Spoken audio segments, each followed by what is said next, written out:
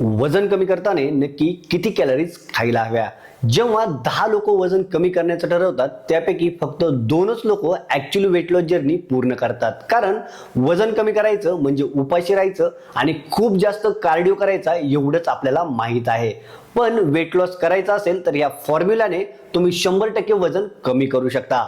Number 1, जेवढं तुमचं वजन आहे त्याला इंटू 24 करा. म्हणजे 70 किलो जर वजन असेल तर 70 इंटू 24 1680 कॅलरीज तुम्हाला दिवसभरामध्ये खायच्या आहेत.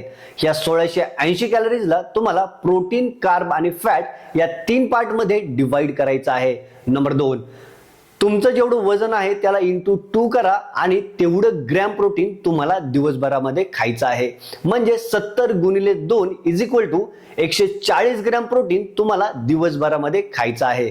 त्यानंतर जेवढं तुमचं वजन आहे त्याला इंटू 0.8 जर तुम्ही केलं तर तेवढी ग्रॅम फॅट तुम्हाला दिवसभरामध्ये खायची आहे. म्हणजे 70 गुणिले 0.8 is equal to 56 gram fat तुम्हाला दिवसभरामध्ये खायचे आहे.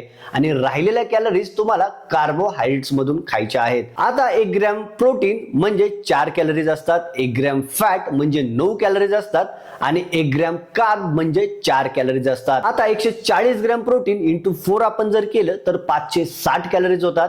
56 ग्रॅम फॅट इंटू 9 आपण जर केलं तर 506 कॅलरीज होतात.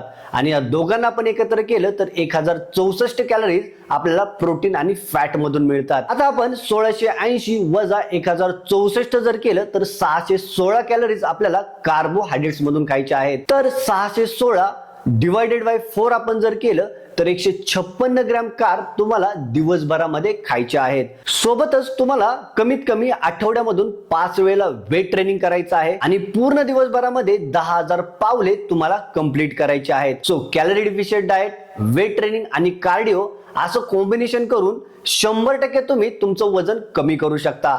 हा व्हिडिओ अशा व्यक्तीसोबत शेअर करा ज्याला वजन तर कमी करायचंय पण नक्की किती कॅलरीज खायच्या माहित नाहीये. Thanks for watching. Follow for more.